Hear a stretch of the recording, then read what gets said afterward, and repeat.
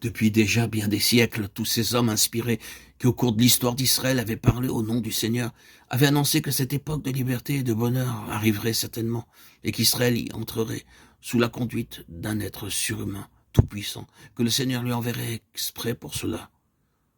Déjà, le vieux patriarche Jacob, au moment de mourir, avait aperçu dans les ténèbres de l'avenir cette lumineuse image.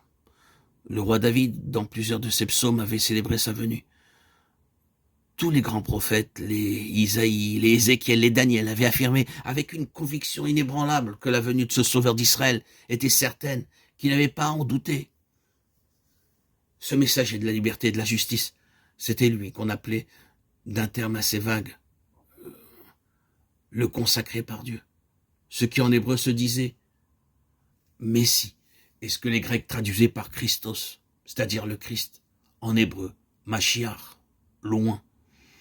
Par conséquent, pour un juif de cette époque, attendre le Messie, le Mashiach, c'était attendre le moment prodigieux où le peuple d'Israël retrouverait toute l'amitié du Seigneur, où il serait définitivement pardonné, où sa gloire passée lui serait rendue, où il pourrait relever à jamais fièrement le front. Aussi, vous pensez, si l'on s'interrogeait sur cette venue, si l'on en parlait, on se demandait qui il serait, ce Messie. On commentait la moindre phrase des prophètes, où il était question de lui pour en tirer un enseignement. Dans certains textes de la Bible, il était appelé fils de Dieu. Mais le prophète Daniel l'avait appelé, lui, fils de l'homme. Qu'est-ce que cela voulait dire? Serait-il donc à la fois Dieu et homme? Pourrait-il être à la fois mortel comme chacun de nous et immortel comme l'Éternel lui-même? Ce n'était pas très clair et l'on pouvait discuter longuement là-dessus. On discutait encore davantage sur la façon dont il accomplirait son œuvre. Les uns annonçaient que le Messie serait un roi terrible, maître d'une puissance plus grande que celle de tous les dominateurs du monde, et qu'il s'en servirait pour écraser les ennemis d'Israël et les exterminer à jamais. Et vous comprenez bien que cette idée était assez normale chez un peuple qui, depuis 500 ans, souffrait de sa servitude et n'avait qu'un désir, celui de se venger de ses oppresseurs. Mais d'autres, en étudiant aussi certains passages de la Bible, à vrai dire, moins nombreux, mais très beaux, très émouvants, assuraient que le roi de gloire, le Messie, ne poursuivrait pas la vengeance, mais qu'il apporterait uniquement un message d'amour, de justice, mais de miséricorde. Il y avait même, dans les textes du prophète Isaïe, un admirable passage où l'envoyé de Dieu était représenté comme un homme, tout semblable à nous, qui souffrirait sur la terre comme tous nous pouvons souffrir, où il était dit que ses douleurs rachèteraient les fautes des hommes et leur obtiendraient le pardon de Dieu.